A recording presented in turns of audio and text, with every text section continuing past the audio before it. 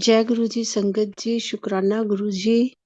ये सारी जो हमें हर सांस हर पल जो आपने दिए हुए हैं इस लाइफ में, उसका बहुत बहुत शुक्राना। मेरी जर्नी गुरु जी के साथ, गुरु जी कहते थे कोई नई पुरानी संगत नहीं होती। अगर कोई कहे कि मैं 4 दिन पहले जुड़ा हूं तो वो हम उसको ये नहीं कहते कि नई संगत है। तो हमें नहीं पता हम कितने जन्मों से इस गुरु जी के साथ, शिव जी के साथ कैसे जुड़े हुए हैं। हमें नहीं पता कब से कनेक्शन इनके साथ है। Thank you uncle for inviting me for this platform to share my journey with Guruji. So I will um, I will share my experiences with the Guruji। और जो मेरे साथ जो इंसिडेंट हुए हैं, मेरे को शेयरिंग में कोई भी मेरे से कोई गलत वर्ड बोला जाता है जो किसी को नहीं अच्छा लगता, it's not for anyone, it's just my journey I am sharing with you. Please Guruji, Sangat ji, मेरे को माफ करना अगर मेरे से कुछ भूल चूक हो जाए। Let me start my journey. गुरु जी से तो हमें, वही मैं पहले जो बोला है कि पता नहीं कब से हम जुड़े हुए हैं। लेकिन इस लाइफ में I connected with Guru ji in 2011। And मैं आपको अपनी पिछली बैक स्टोरी थोड़ी सी बताती हूँ। जब गुरु जी से जुड़ने से पहले मेरे साथ कुछ ऐसा इंसिडेंट हुआ था। और शुरू से मैं शिव जी की बहुत ज्यादा मतलब कि डिवोटी रही हूँ। मंडे के फास्ट रखने, पता नहीं, जब मैं बचपन से ही मैं रख रही थी। Every year I was fasting for lord Shiva on Monday. So ऐसे करते करते क्या हुआ कि मेरा भाई पैदा हुआ जब, तो he was affected with polio. And वो मेरे को एक बहुत बड़ा शौक था मेरी लाइफ में। तो फिर भी मैं लॉर्ड शिवा से यही प्रेयर करती थी कि जैसे भी है, एक ही भाई था मेरा, तो उसको बिल्कुल आप ठीक रखना। जैसे भी है हम सब मिलके उसको करेंगे, उसकी टेक केयर करेंगे। तो पर एनी जो भी हुआ कि ये पहला शौक था मेरी लाइफ में। अदरवाइज मेरे को बड़ी अच्छी लाइफ चल रही थी। उसके बाद मेरी मैरिज हुई, मेरे को एक बेटा पैदा हुआ। और उस बेटा के साथ हम मेरा, शुरू से मैं ये कहती थी कि गुरुजी के साथ मेरी जो है ना, पता नहीं जब से गुरु से कनेक्टेड कि 7 नंबर मेरी लाइफ में क्यों आता है। क्योंकि मेरे बच्चे भी जो पैदा हुए हैं वो भी 17 ऐसे 7 आता था। मेरे हस्बैंड की डेट ऑफ बर्थ में जुलाई मंथ में बॉर्न हुए थे। बेटा मेरा 87 में पैदा हुआ। तो इस तरह से मैं हमेशा सोचती थी कि मेरी अच्छी बातें क्यों आती हैं, तो कोई ना कोई तो 7 नंबर से कनेक्शन है मेरा। पर तब तक गुरुजी से नहीं मिली थी। मैं खुद जलंधर में रहती थी, गुरुजी कितने साल जलंधर में रहे हैं। और लेकिन मैं कभी भी गुरुजी के बारे में नहीं सुना, क्योंकि गुरुजी का अपना जो ना तरीका था। वो कभी अपनी पब्लिसिटी नहीं करते थे। उनको जो थोड़ी सी मुट्ठी भर संगत जो जानती थी वही उनके पास जाती थी। तो गुरुजी तो पहले भी बोल के गए हैं ना कि मैं, ये मेरी संगत अभी थोड़ी है, लेकिन मेरे जाने के बाद आप देखना लाइनें लग जाएंगी, आपकी बारी नहीं आएगी। पुरानी संगत से हम यही सुनते आ रहे हैं। मेरा बेटा तो मेरे साथ कोई इंसिडेंट ऐसे हुआ कि 2000 में हम लोग दिल्ली से वापस आ रहे थे। तो we met with an accident.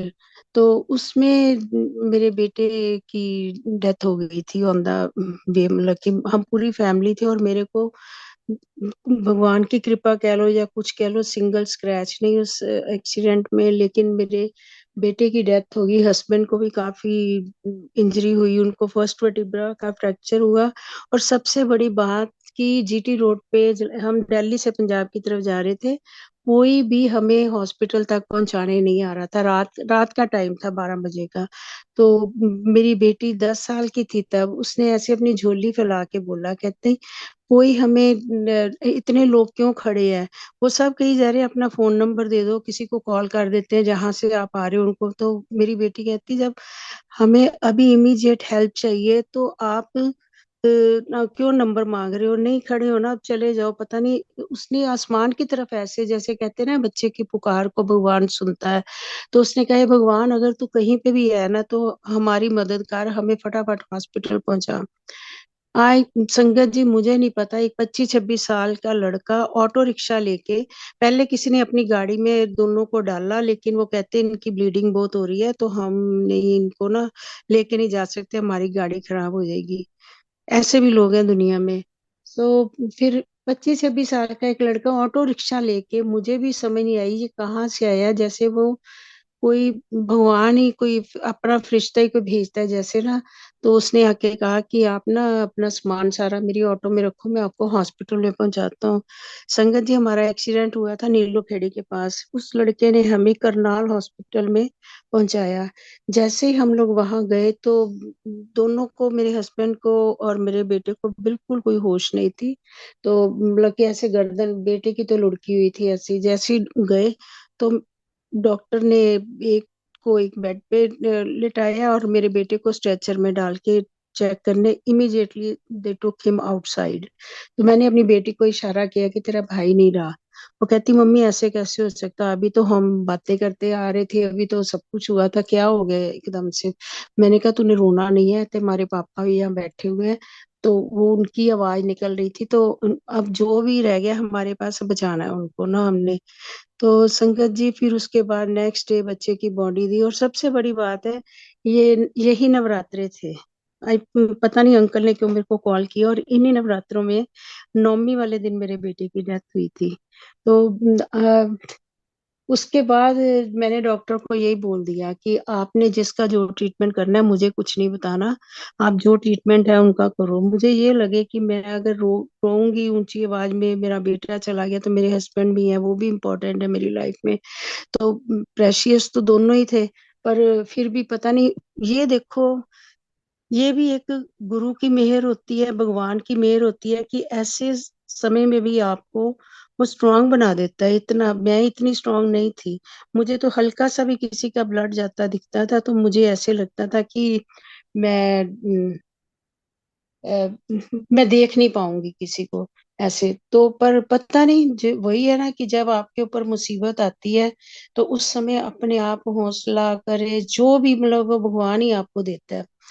तो फिर मैंने वो, मेरे अंकल को जो है तो वो 40 स्टिचेस सिर में लगे थे, वो बैक साइड पे बैठे थे। एक्चुअली मैंने आपको बताया, मेरा बेटा जिद कर रहा था कि मैंने आगे की सीट पे बैठना है, और मेरे हस्बैंड नहीं बिठा रहे थे उसको, कहते नहीं मैं नया ड्राइवर लेके आया हूँ, इसको रास्ता नहीं पता, तो आप मत बैठो। वो जिद करके जब खाना खाया हमने जहाँ पे, तो वहां आगे फटाफट वो बैठ गया जाके। तो मेरे हस्बैंड ने फिर कुछ नहीं कहा, तो वो पीछे बैठ गए। मैं भी बैक साइड में थी, मेरी बेटी थी मेरे साथ, मेरे हस्बैंड थे, और बेटा ड्राइवर के साथ बैठ गया। और उसमें देखो सिर्फ बेटे की जान गई है, कोई ड्राइवर को भी, उसकी सीट टर्न हो गई और वो डोर से बाहर गिर गया आके, और हमारी गाड़ी ट्रक के नीचे घुसी हुई थी पूरी। तो मुझे, हमें तब भी समझ नहीं आई कि ये हुआ क्या है हमारे साथ। तो मैंने एकदम से पूछा ये क्या छन छन की आवाज की हुई है। तो इतने में गाड़ी जैसे ही रुक गई तो मैं बाहर निकलती हूँ, तो लोग खड़े मुझके कहते हैं कि कितने लोग थे आप। मैंने कहा हमारी गाड़ी को क्या हुआ, कहते हैं आपके एक्सीडेंट हो गया। और मैंने कहा मुझे तो पता ही नहीं लग रहा एक्सीडेंट, मैं बिल्कुल ठीक ठाक हूँ। तो 5 लोग थे हम लोग गाड़ी में, तो मैं 3 जने इधर से निकले, दूसरी साइड से मेरा बेटा है, मेरे हस्बैंड निकले होंगे, कहते नहीं उधर से तो कोई नहीं निकला। तो उन्होंने मेरे बेटे का तो डोर तोड़ के उसको निकाला था। तो एकदम से हो गया कि ये हुआ क्या हमारे साथ। चलो फिर वो हमें करनाल हॉस्पिटल में लेके गया, वहां पे तो वो जो हमें छोड़ के गया था वो लड़का कहता कि आप अपना ना नंबर दे दो, मैं आपके रिलेटिव्स को कॉल कर देता हूँ। फिर उसको मैंने पूछा कि तू मेरे से पैसे बता, जो इतना तू दूर तक लेके आया हमें, और इतनी तूने हेल्प करी है, मैं तेरी कुछ मतलब कि, मेरे को कहता नहीं नहीं नहीं कुछ नहीं, मैंने मुझे कुछ नहीं। तो वो कौन हो सकता है, वो कोई भगवान का फरिश्ता ही था ना जो हमें वहां छोड़ गया। फिर मेरे रिलेटिव जो दिल्ली में थे उनको फोन करा उन्होंने, वो भी 3-4 बजे पहुंच गए सुबह। तो उसके बाद मेरे हस्बैंड को होश आ गई थी, लेकिन वो स्टिचेस की वजह से उनको पेन बहुत हो रही थी, बार बार यही कह रहे थे कि मुझे कहाँ लेके आए हो, बेटा कहाँ है। तो फिर उसके बाद मेरे जब रिलेटिव्स आए तो उन्होंने मेरे हस्बैंड को कोई प्राइवेट हॉस्पिटल में एडमिट करवा दिया कि जब तक बेटे की बॉडी देंगे तो फिर ये इनका ट्रीटमेंट तो कम से कम हो। हम दो एम्बुलेंस करके वापस जलंधर आए। नेक्स्ट डे दोपहर के बाद उन्होंने हमें बेटे की बॉडी दी। फिर आते ही फिर दोनों एम्बुलेंस, रास्ते में भी मेरे हस्बैंड यही पूछते रहे मेरा बेटा का है, तो मैंने इसको उनको शो ही नहीं होने दिया कि वो नहीं है। मैंने कहा कि नहीं, वो दिल्ली चला गया अपनी बुआ के पास, उसको फ्रैक्चर हो गया था एक्सीडेंट में, तो हम उसको ला नहीं पाए। कहते तू कैसी माँ है कि अपने बच्चे को ऐसे भेज दिया। तो मैंने कहा नहीं, आप भी मेरे लिए इम्पोर्टेंट हो, आपको भी चोट लगी है, तो हम आपको वापस जलंधर लेके जा रहे हैं, तो वो वहां पे ही है, तो वो आ जाएगा 2-4 दिन में। तो ऐसे ही आते ही घर में बच्चे की डेड बॉडी घर में ले गए, हॉस्पिटल में वहां जलंधर में अपने हस्बैंड को, न्यूरो हॉस्पिटल था वहां एडमिट कराया। और डॉक्टर भी खुद देख के हैरान था कि वो हमें कहे कि जब इनकी एमआरआई करी तो डॉक्टर कहे ये बंदा बच के कैसे आया, क्योंकि फर्स्ट वर्टिब्रा का फ्रैक्चर हो चुका था, जो कि हमें पता ही नहीं था। हमें तो यही था कि इनके सिर पे चोट लगी है और वो स्टिचेस की वजह से लकी वो इतना पेन पेन कर रहे हैं बार बार ना। तो जब एमआरआई करी तो उसमें सिर्फ 1 mm के बराबर इनकी वो जो बोन थी वो जुड़ी हुई थी। तो वो कहता है ये तो कोई, इनको तो बिल्कुल बेटे के बारे में बताना नहीं है आपने, कि अगर आपको पता थोड़ा सी भी झटका देंगे गर्दन को तो you can lose him too. तो फिर क्या कर सकते थे, तब नहीं बताया। फिर सब कुछ बच्चे का जो भी उसका संस्कार वगैरह करवाया।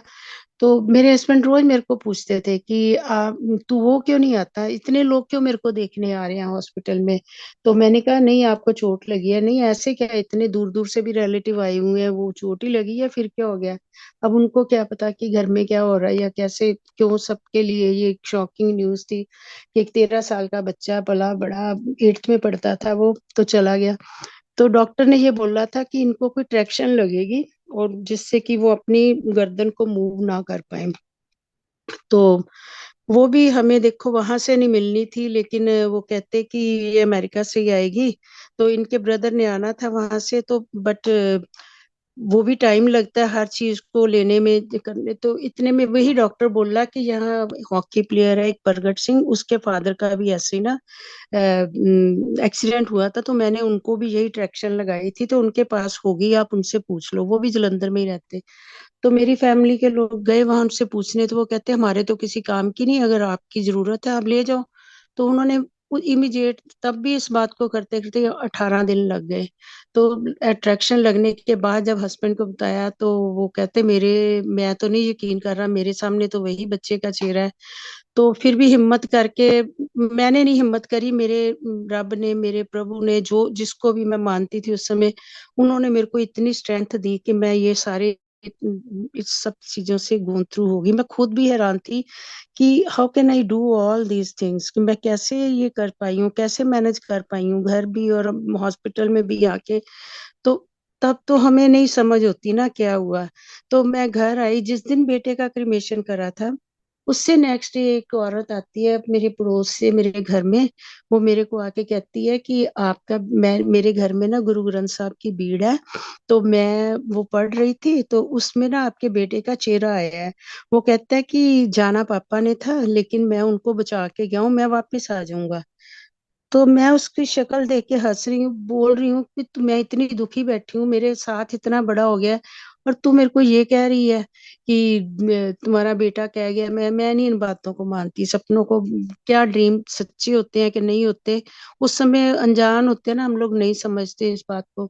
तो मैंने कहा नहीं प्लीज ऐसी बातें मत करो, आप आए हो, चले जाओ आप ना। तो वो कहती नहीं, मेरे को तो पूरा चेहरा उसका आया है, वो सब बड़ी तारीफ करे, बड़ा अच्छा बच्चा था ये वो। तो फिर उसके बाद क्या हुआ कि मेरे हस्बैंड को घर लेके आए, 2-3 साल तक तो वो हॉस्पिटल के बेड में, घर में उनको रखा। उनकी जो डॉक्टर ने ट्रैक्शन का टाइम बढ़ाते गए, करते कराते 1 साल लग गया। तो उसके बाद उनकी ट्रैक्शन खोली। तो फिर उसके बाद मेरे हस्बैंड जो थे वो ज्यादा जैसे हर बंदा ऐसे मोमेंट में नहीं वो अपनी लाइफ को प्रॉपरली जी पाता, हर समय उसको याद करना, रोते रहना, कुछ ना कुछ ऐसे। तो इनका बिजनेस था हमारा प्रिंटिंग का इंडिया वहीं पे।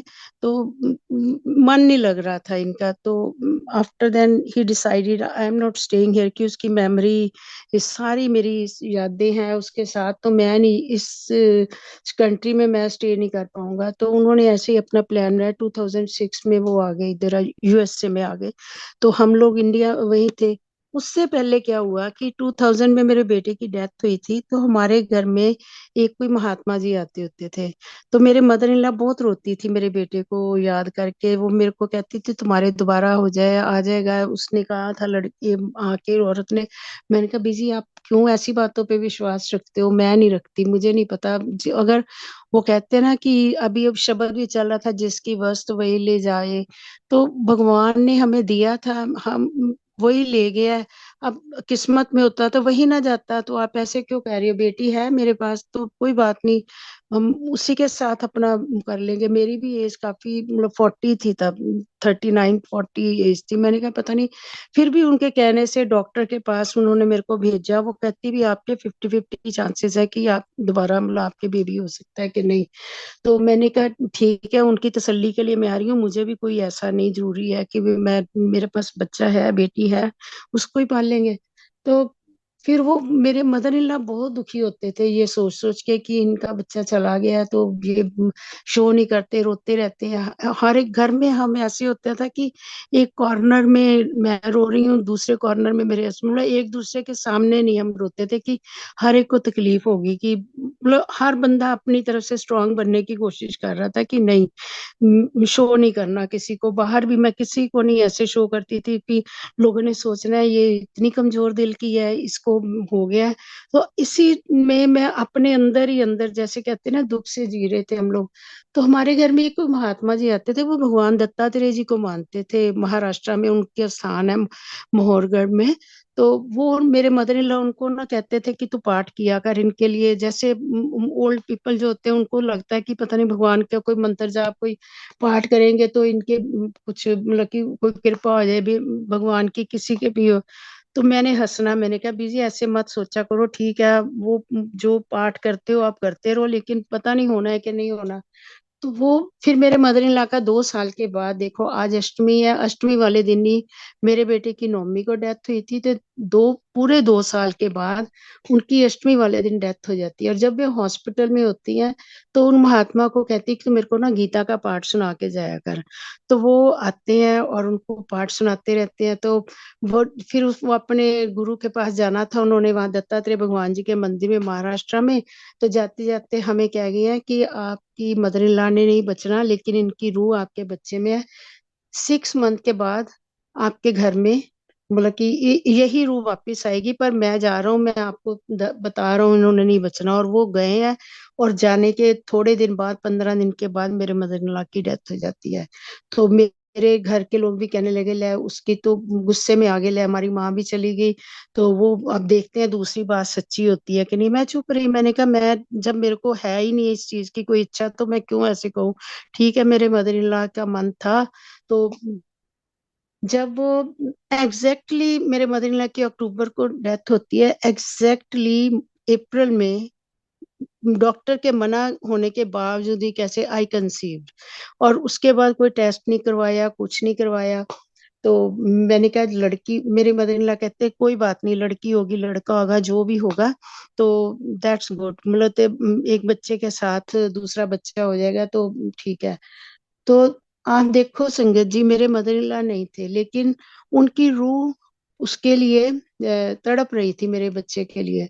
तो कहते हैं ना, मैंने अभी ये सोनिया मल्होत्रा आंटी जी ने जो बुक शेयरिंग का जो की थी, आप अगर किसी ने सुनी हो, द लॉज ऑफ स्पिरिट, उसमें भी यही होता है कि थोड़ी सी मैं स्टोरी बताती हूँ कि वो दो लड़कों का एक्सीडेंट होता है। फिर वो बताती हैं जाके कि जब हम चले जाती हैं, रूहें चली जाती हैं, अगर उनके मन में कोई इच्छा रह जाती है तो वो हर्ट होती रहती हैं कि वो क्यों नहीं हो रहा, उनका आशीर्वाद क्यों नहीं लग रहा। सेम थिंग ऐसी हुई कि व्हेन आई वाज प्रेग्नेंट, मतलब कि कंसीव करा मैंने, तो उसके बाद मेरे मदर इन लॉ मेरे ड्रीम में आए। यूजली मेरे को कभी कोई ड्रीम याद नहीं रहता जिंदगी में, बहुत आप सोते हो रात को आता है, सुबह उठते उठते ही भूल जाते हैं हम लोग, लेकिन कुछ ड्रीम्स ऐसे मेरी लाइफ में हुए हैं कि मुझे आज भी उसका एक एक पल, एक एक जो बात हुई उस ड्रीम में मुझे अभी भी याद है। तो मेरे मदर इन लॉ मेरे ड्रीम में आते हैं, तो इन ड्रीम आई सा दैट शी इज डेड। तो उनको लेके जाने लगे, उसमें वो उठ के बैठ जाती है एकदम से। तो उठ के कहती है कि सारे खुश हो जाते हैं कि ये तो जिंदा हो गई है, तो उसको घर के अंदर ले आते हैं। तो पर वो जब भी मैं उसके पास जाती हूँ अपने मदर इन लॉ, वो मेरे को कहते तू मेरे सामने नहीं आ रहा, तू मेरे से दूर हो जा यहाँ से। तो और मुझे ये भी फीलिंग हो रही है कि आई एम प्रेग्नेंट। तो उसके बाद मेरे हस्बैंड कहते हैं कि ये पता नहीं क्या हो गया है, ऐसी तो मदर इन लॉ नहीं थी मेरी, पर ये क्या ऐसे क्यों हो गया, तू ना पड़ोसियों के घर चली जा, नहीं तो तेरे को कुछ हर्ट कर हो जाएगा कुछ। ऐसे कोई उनके चीज में हाथ आनी मेरे ऊपर फेंक रहे हैं, कुछ कर रहे हैं। तो मैं चली जाती हूँ, थोड़ी देर बाद मैं अपने कॉल करती हूँ घर में कि वो ठीक हो गया सब कुछ, मैं आ जाऊं। कहते नहीं, वो तो अब पता नहीं क्या क्या फेंक रही है, वो तो गुस्से में है, पूरे गुस्से में है। तो मैं धीरे धीरे आती हूँ, मैंने कहा कोई नहीं, मैं उनको शांत करती हूँ आके। तो मैं आके उनको कहती हूँ कि मैंने ना आपको कोई बात बतानी है, तो आप मेरी बात सुन लो। तो मुझे कहती है अब तूने मुझको कौन सा लेक्चर देना है, इस तरह से बोलते हैं वो ड्रीम में। तो मैं कहती हूँ कि मेरे मुंह से मेरे बेटे का ही नाम निकलता है कि वो आने वाला है। तो वो कहता है कि अगर दादी माँ ऐसे करेगी तो मैं नहीं आऊंगा। तो उनका फेस एकदम से शांत हो जाता है ड्रीम में। कहती ये बात सुनने को तो मैं तरस रही थी, मेरी आत्मा इतनी भटक रही थी इस बात के लिए, अब तूने मेरे को ये बता दिया है। तो मैं अब बिल्कुल उसी समय उसने पीसफुली आंखें बंद करी एंड शी वाज नो मोर। तो ये ड्रीम में हुआ। तो मैंने उठ के सुबह बताया, मैंने कहा ये कैसा ड्रीम आया था मेरे को। तो मेरे हस्बैंड कहते तू अपने मदर इन लॉ के बारे में सोचती रहती है ना, कि वो ज्यादा परेशान रहती थी इसलिए, तो हो सकता है तेरे मतलब कि वो अनकॉन्शियस माइंड में ये बातें चल रही हो, तो ड्रीम ऐसी होता है, चलो कोई बात नहीं। फिर उसके बाद मेरे को एक मेरे घर के बरामदे में एक ड्रीम और आता है कि बहुत सारी बैलगाड़ियां हैं, और लोग गांव से जैसे उस बैलगाड़ियों में उनके आगे कोई बहुत लंबे से कोई, मतलब कि उस समय गुरुजी से मिली नहीं थी, मेरे को नहीं पता था, I was living in Jalandhar, ये 2003 की बात है। तो तब तो गुरुजी थे, दिल्ली में आ चुके हुए थे, पर मैं नहीं उनको मिली थी तब तक। तो मेरे घर में कोई बहुत लंबे से है, वाइट उन्होंने पूरा चोला ऐसे डाला हुआ है, और उनके पीछे गांव की संगत है, कोई बैलगाड़ियों में है। तो वो आए हैं और आके मेरे बरामदे में आके मेरे को ऐसे आशीर्वाद दे के, जैसे हाथ आगे सिर के ऊपर करते हैं, बोलते कुछ नहीं और ऐसे ही चले जाते हैं। फिर मैं सोचती हूँ ये कौन हो सकता है।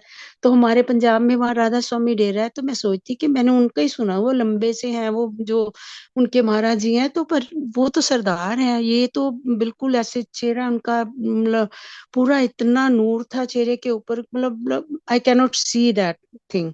तो फिर मैंने कहा चलो कोई और महात्मा कुछ मेरे को ड्रीम में आए हैं, कौन है पता नहीं। तब मैं इतना ड्रीम्स में विश्वास नहीं करती थी, फिर सुना दिया अपने हस्बैंड को कैसे हुआ। एनी संगत जी, उसके बाद मेरे घर बेटा पैदा हुआ दोबारा। तो सेम शक्ल, सेम सब कुछ, मतलब कोई चेक नहीं करवाया, कोई टेस्ट नहीं कराया, कुछ नहीं हमने।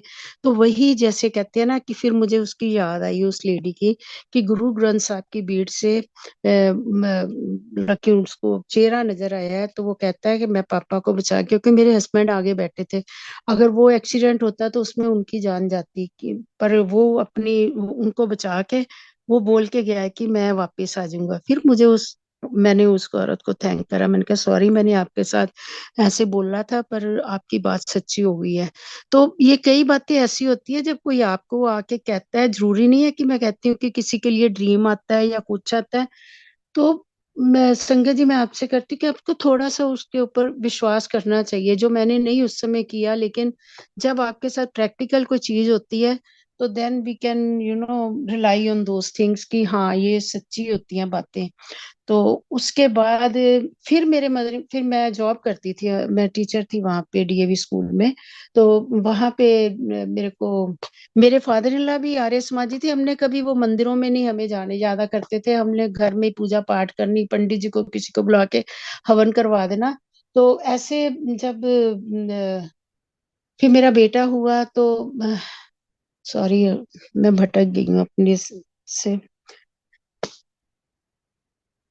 तो उसके बाद फिर भी मैंने यही सोचा कि कोई ना कोई तो भगवान की कृपा, जो दत्तात्रेय भगवान जी की कृपा हुई होगी।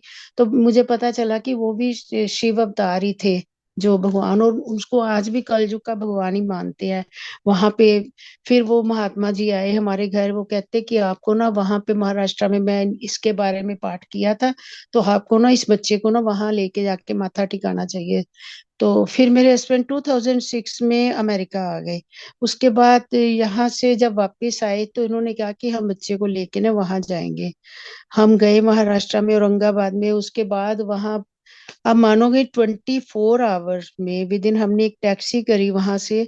हमें 5 ज्योतिर्लिंग के दर्शन गुरुजी ने करवाए वहां पे, भीमा शंकर, त्र्यंबकेश्वर, नागकेसर, घृष्णेश्वर, एक और था नासिक में जो है त्र्यंबकेश्वर।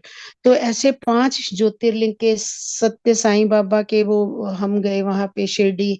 फिर मतलब कि इतने दर्शन, नंदेड़ साहब गुरुद्वारा। मैं खुद हैरान थी कि हमारे एक छोटे से ट्रिप में हमें इतने दर्शन, और जो दत्तात्रेय भगवान जी के मंदिर में गए, तो ये किसकी कृपा हो सकती है? किसी ना किसी, तो जैसे कहते हैं ना कि कभी हम ऐसे गए ही नहीं थे, लेकिन वहां गए किसी और कारण से। तो वो शिव जी अपने साथ कनेक्शन जैसे बनाया हुआ था हमारे साथ ना।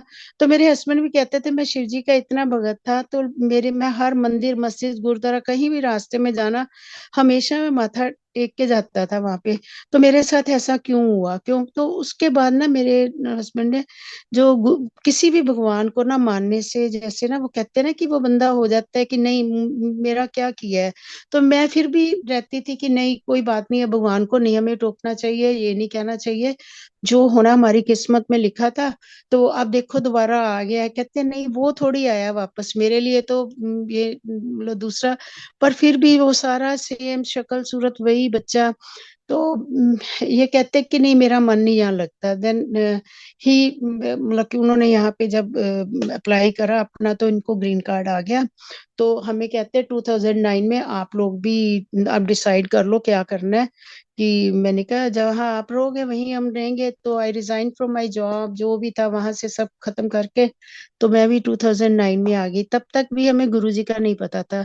हाँ, मैंने 2007 में जब गुरुजी की महासमाधि हुई थी, तो मैंने पंजाब केसरी हमारे घर आती होती थी, हिंदी न्यूज़पेपर, तो उसमें मैंने एक छोटे से कॉर्नर में एक लिखा हुआ था कि खुशबू वाले महाराज जी नहीं रहे। तो मैं सोचती थी ये कौन से महाराज जी हैं, ये क्या है, नाम भी नहीं लिखा किसी का। तो ऐसे क्यों लिखा हुआ है, क्योंकि गुरु जी तो आते ही नहीं थे उसमें।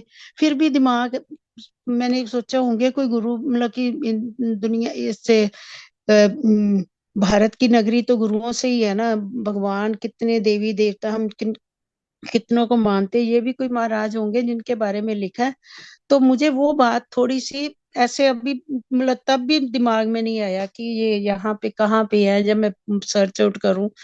तो हाँ, मैं 2009 में यहाँ आ गई अमेरिका फैमिली के साथ। तो उसके बाद एक आंटी थी जलंधर में, she was known to me. वो मेरे घर में 87 88 से आती थी। मैं, वो कॉलेज में लेक्चरर थी वहाँ, एचएमई कॉलेज में। और वो रमा बहल उनका नाम है, शायद अवर गुरुजी का पेज जो भी है सारा ये उन्हीं ने बनाया हुआ है। तो वो मेरे घर में जब भी आना, पर उन्होंने, वो गुरुजी को 84 से जानते थे।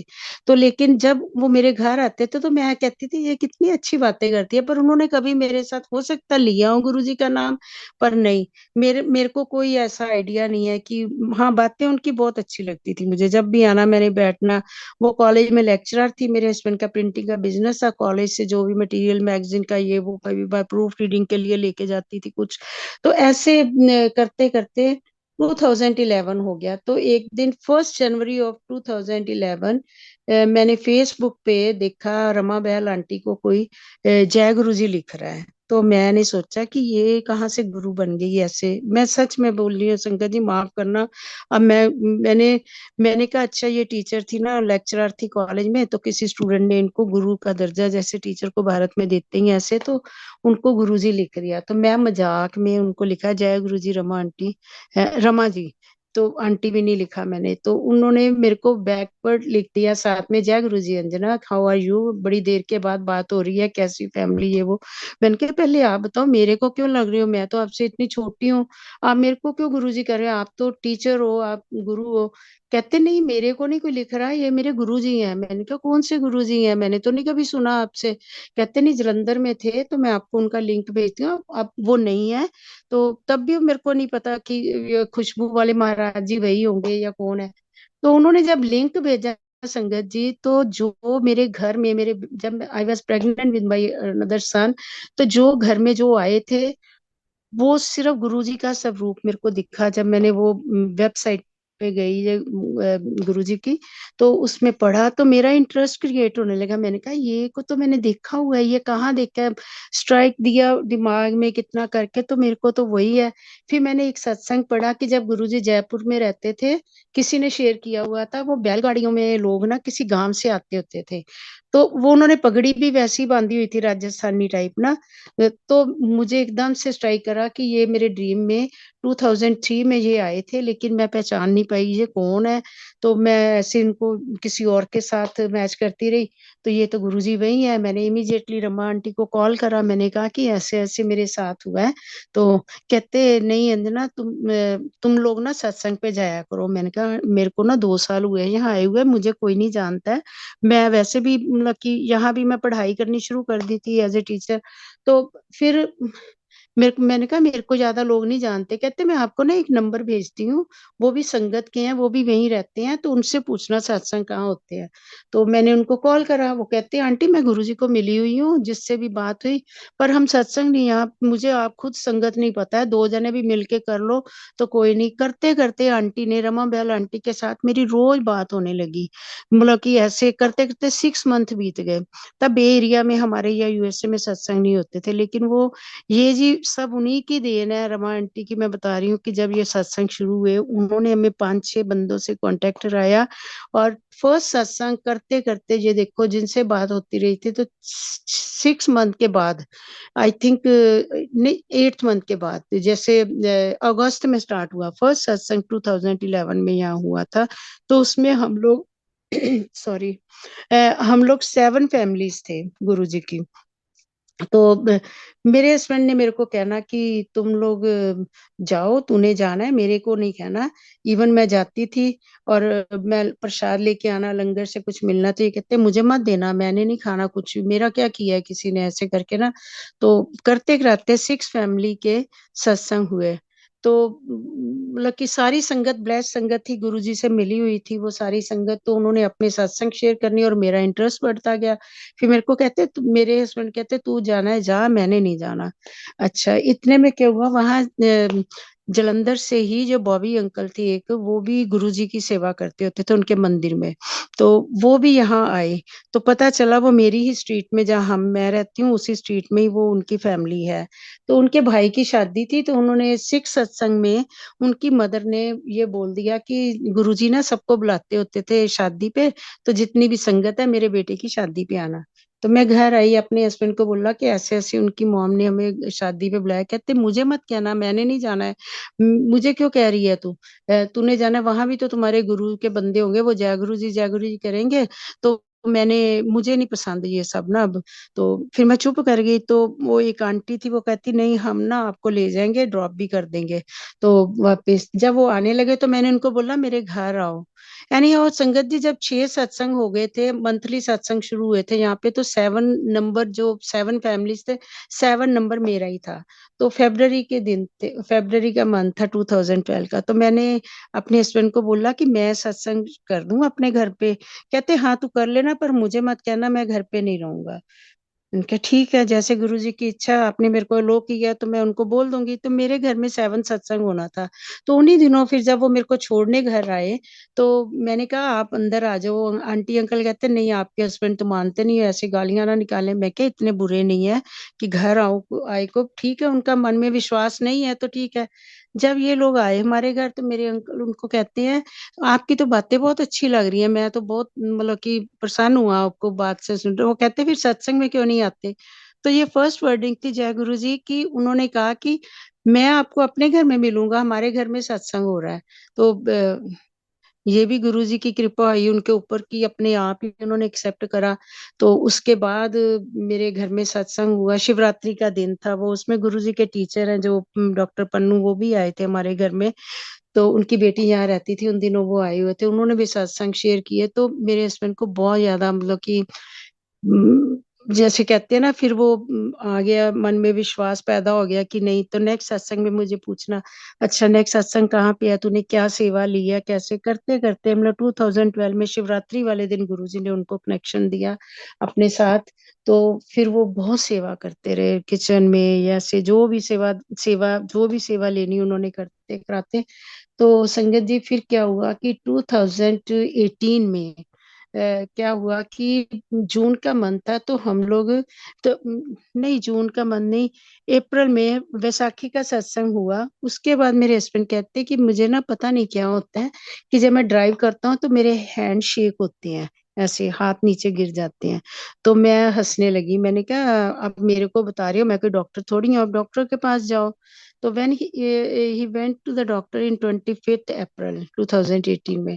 तो उन्होंने उनके सारे ब्लड टेस्ट करे, तो उनको लगा कि शायद कोई न्यूरो की प्रॉब्लम ना हो, कोई इनके पहले ब्रेन इंजरी हो रखी है, तो शायद उस वजह से ना वो हैंड शेक करते हैं। तो उन्होंने उनको एडमिट कर लिया और सारा सीटी स्कैन सब कुछ करा। तो वो कुछ नहीं निकला उसमें से, वो कहते कि पता नहीं कोई इन्फेक्शन थी, क्योंकि इनके वाइट ब्लड सेल काफी हाई हो रहे थे। तो वो कहते कोई इन्फेक्शन है बॉडी में। उन्होंने 10-15 दिन इनको हॉस्पिटल में रखा और उसके बाद फिर घर भेज दिया। अब फिर पूरा मन ठीक रहे, मई में आए घर, गुरुजी का सत्संग हुआ, महासमाधि का सत्संग, इतनी सेवा करी वहाँ, मतलब गुरुजी ने इनसे करवाई, फूलों की सेवा करवाई। और उसके बाद जून में भी, 8 जून को फिर ये कहते हैं कि मेरे ना पैरों में स्वेलिंग हो रही है। तो फिर मैंने कहा आप डॉक्टर से दोबारा कंफर्म करो। जब गए तो उन्होंने कहा शायद आपके कोई लंग्स की, मतलब कि यहाँ भी वो जो आप प्रॉब्लम बताते हो डॉक्टर उसी को ही फॉलो करते हैं आगे। जैसे इंडिया होता तो वहां तो एक बार पेशेंट जाता है तो कहते हैं ना पूरे बॉडी को स्कैन कर लेते हैं कि क्या हो रहा है, यहाँ नहीं है तो कोई और प्रॉब्लम होगी। तो इनको बोला कि आपको लंग्स की इन्फेक्शन होगी होगी तो आप ये मेडिसिन दी, उन्होंने 4-5 दिन रखा, फिर घर भेज दिया। लेकिन 5-6 दिन के बाद फिर मेरे हस्बैंड की जो थी लेग्स, दोबारा स्वेलिंग बहुत ज्यादा होने लगी। तो 21 जून को उनको एडमिट कर लिया। उससे पहले संगत जी मेरे हस्बैंड ने लास्ट सत्संग जो अटेंड किया था वो 2 जून को किया था, 2 जून को। तो उसमें क्या था कि मेरे हमेशा ना ये फ्लावर्स लेके जाते होते थे वहां पे। तो उस दिन जब ये फ्लावर्स लेके आए हैं तो मैं इनको कह रही थी कि ये फ्लावर्स ना ठीक नहीं लग रहे मेरे को ना, कुछ ऐसी खराब से लग रहे हैं। कहते नहीं नहीं ठीक है, मैं हमेशा वो नर्सरी से जिससे लेके आता हूँ वो तो बहुत अच्छे होते हैं। मैंने कहा हाँ पहले थे पर ये नहीं मुझे लग रहे। पर ये माने नहीं, नहीं नहीं, जैसे गुरुजी ने कोई इंडिकेशन देनी थी। जब हम सत्संग में गए, जैसे ही वो बुकेज खोले हमने, उसमें एक एक पेटल जो था ना वो उसका फ्लावर्स का, वो गला हुआ निकला। कभी ऐसे होता नहीं है कि भी आप फ्रेश फ्लावर्स बाय करो और उसमें से ऐसे हो। तो मुझे ना एकदम से, मैंने ना अपने हस्बैंड को ऐसे देखा, तो मैंने कहा एक तो इनकी तबीयत ठीक नहीं चल रही, ऊपर से ये क्या कर दिया इन्होंने। तो मैंने कहा आप देख के चीज नहीं लेते हो। कहते नहीं मेरे को बिल्कुल नहीं पता था, वो तो कहती थी ये लेवेंडर कलर है, ये फलाना कलर है, ऐसे है, ये ले जाओ। तो मैं ले आई। चलो। तो फिर मेरे को ना थोड़ा सा माथा ठनका। 4 जून को मेरे हस्बैंड मेरे को कहते हैं कि मेरी बेटी अब उसकी शादी की बात करने जाना था, तो हम उनके घर जाएंगे लड़के वालों के। तो मैंने कहा पहले अपनी तबीयत ठीक कर लो, आप ठीक हो जाओ अच्छी तरह, फिर हम बात करेंगे।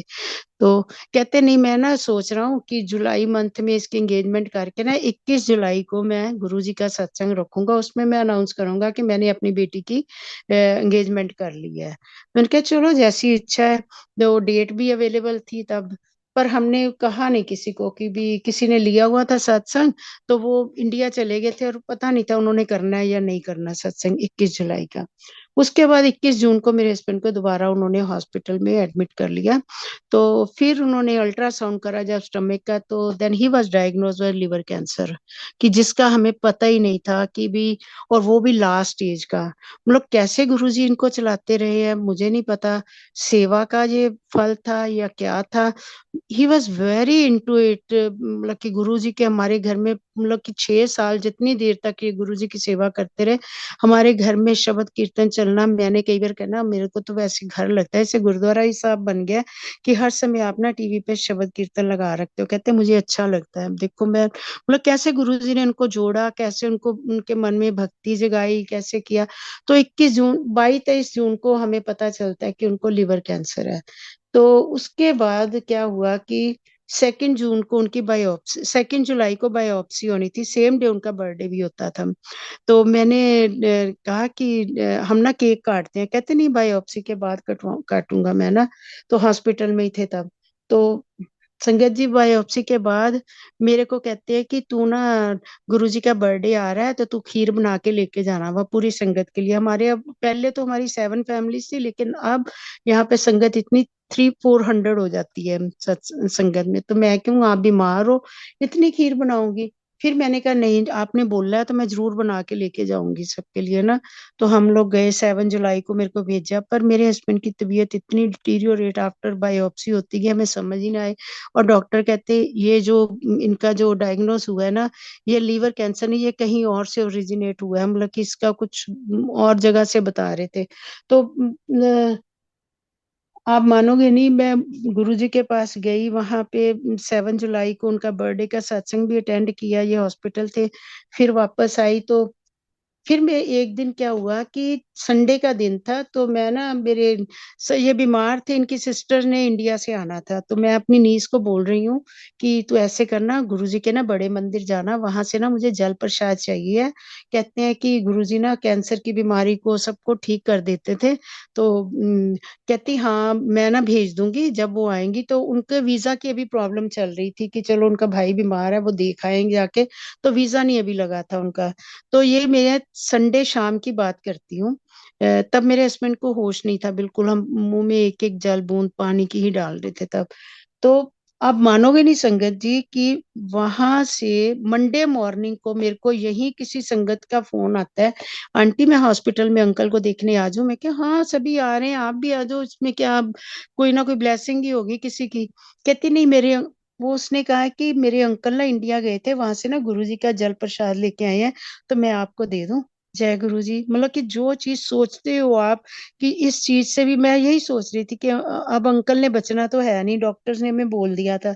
तो मैं कहती थी गंगा जल की तरह, जैसे कहते हैं ना लास्ट टाइम, तो मैं गुरु जी के मंदिर का जल डालूं और गुरु जी ने वो अपने आप ही, वो जैसे मैं रात को थॉट आता है तो अगले दिन वो भेज देते हैं। तो फिर उनके मुंह में बस वही 4 दिन मंडे से लेके थर्सडे तक उनके मुंह में ऐसी वही जल ही जाता रहा है, एक एक बूंद जैसे करके। तो थर्सडे मॉर्निंग को मैं अपने उसको, मेरे में इतनी हिम्मत आ गई, मेरी बेटी मेरे को हॉस्पिटल में नहीं रहने देती थी। तो उस रात क्या हुआ कि जब डॉक्टर्स ने हमको डिसीजन दिया कि आपने अब बताना है, अब इनको मेडिसिन पे रखना है, इनको वेंटिलेटर पे रखना है, क्योंकि मुझे हमें नहीं लगता कि ये कुछ दिन ही सरवाइव कर पाएंगे। तो मैंने कहा कि मैं इनको ना नेचुरल वे से जाने देना चाहती हूँ, उसी रात डिसाइड किया। फिर मेरे मन में थॉट आता है, मेरे हस्बैंड को बहुत चिंता थी मेरी बेटी की शादी की, तो क्यों ना मैं लड़के वालों को यहीं बुला के थोड़े थोड़ा उनको होश है जैसे देख रहे हैं तो उनके हाथ से शगुन दिलवा देती हूँ। तो उनको बुलाया वहां पे, वो भी आगे फटाफट, उन्होंने जैसे दिया तो उनके भाई ने पूछा तुम्हें पता है क्या कर रहे हो, तो इन्होंने गर्दन हिलाई। तो मैंने कहा कि कहते हैं ना कि जब मेरे को अपने मदर इन लॉ याद आई कि जाते जाते मन में किसी के कोई थॉट होता है ना, अगर वो पूरा विश हो जाए तो आत्मा वो ना वो पीसफुली जाती है। तो उस वजह से इस कंडीशन में भी मैं, पता नहीं ये शक्ति कौन, गुरु जी देते हैं ना। तो गुरु जी ने मेरे को ये सोची डाली, ये मेरे मन में थॉट दिया कि मैं इनको ऐसे ऐसे करूं। तो फिर वो आए चले गए। तो उस रात मैंने कहा कि अब मैंने बेटी को बोला मैं नहीं जाऊंगी घर, मैं यहीं रुकूंगी आज। कि मेरे मन में ये डर बैठ गया है कि पता नहीं किस समय ये अपनी आखिरी सांस ले या कैसे, तो कम से कम तो मेरे को आज रात यहाँ रहने दे। कहती मम्मा आपने रुकना है रुक जाओ, पर मैं नहीं जाने वाली घर। मैंने कहा ठीक है। मैंने अपने बेटे को, और मेरी सिस्टर आई हुई थी कनाडा से, उसको भेज दिया घर। तो उसके बाद सुबह के टाइम पे सुबह 5 बजे जब ये नर्सिस आई, इन्होंने जितने भी सारी इनको लगाई हुई थी ना पाइप्स वगैरह, जो भी ब्लड, जो भी इनके जो टेस्ट करते थे, ब्लड प्रेशर, ये वो सब निकाल दिया उन्होंने। मैंने कहा ये क्यों निकाल रहे हैं, सिर्फ ऑक्सीजन का ही मास्क लगाया हुआ था इनके ना। तो फिर मुझे लगा कि उनको लग रहा है कि ये, क्योंकि पूरी रात बहुत ज्यादा ये तड़प रहे थे। तो मैंने ना वहां पे यूट्यूब में पता नहीं गुरु जी के कितने शब्द लगाए होंगे, उसमें गीता का पाठ, कोई मंत्र, कोई जाप नहीं छोड़ा पूरी रात। और गुरु जी का वो जो गाना जो सदा आंटी से बुलवाया था, वो भी अपने आप चला उसमें, कि कल रात हो ना हो, जो गाना था। तो मैं हैरान थी, मैंने कहा ये मैंने तो शब्द लिया, ये गाना कहाँ से आ गया। तो यही है ना कि वो गुरुजी दिखा देते हैं आपको कि अब ये सब होने वाला है, तो तुम लोग रेडी हो जाओ। सुबह 7 बजे मेरी बेटी को बोला कि आप ना अपने घर में ना फोन करो कि भी उनकी बुआ जो भी यहाँ रहते हैं सारे, वो आके इनको आ जाए, अब थोड़ा टाइम है लग रहा है। तो मुझे ये लगा था कि जब रात से हमने ये बेटी का ऐसे किया तो गुरुजी, और मानोगे नहीं, रात के समय संगत के मेंबर मोर देन 70, जब ये सब 10 बजे रात को हो रहा था सब कुछ, तो वो सब बाहर बैठे थे। अदरवाइज 8 बजे के बाद कोई विजिटिंग आवर नहीं, को कुछ नहीं है। लेकिन ऐसे पूरे हॉस्पिटल में ऐसे शांति थी कि जैसे गुरुजी खुद आए हुए थे वहां पे। और मैं अपने हस्बैंड को सुबह 7 बजे बोल रही हूँ कि आप ना ओम नमो शिवाय बोल लो, कुछ नहीं है। तो मैं आपको गुरुजी आपको लेने आए हैं, मुझे साक्षात दिख रहे हैं सामने। तो ये मतलब बोल तो नहीं पा रहे थे, कभी इधर देखा कभी उधर। तो मैंने कहा आपके इस साइड में खड़े हैं, तो आपको लेने आए हैं, मुझे साक्षात दिख रहे हैं, आप ओम नमो शिवाय बोलो, कुछ नहीं कहना। मेरे मेरे अंदर से रोना निकल ही नहीं रहा था। मुझे ऐसे गुरुजी इतनी मतलब उस समय वो स्ट्रेंथ दे रहे थे, अपने आप को संभाला मैंने कि मेरी बेटी में वो अपने पापा का हाथ पकड़ के ऐसे बैठी हुई है, वो कह रही है कि कुछ नहीं बोल रही मुंह से अपने। तो मेरे अंकल ने ना एक चेन डाली हुई थी गोल्ड की, उसमें वो गुरुजी का लॉकेट हमेशा डालते थे। तो वो डॉक्टर्स ने जब उनको ये सब कुछ उतारा, तो उनके गले से चेन उतार के ना मेरे को दे दी।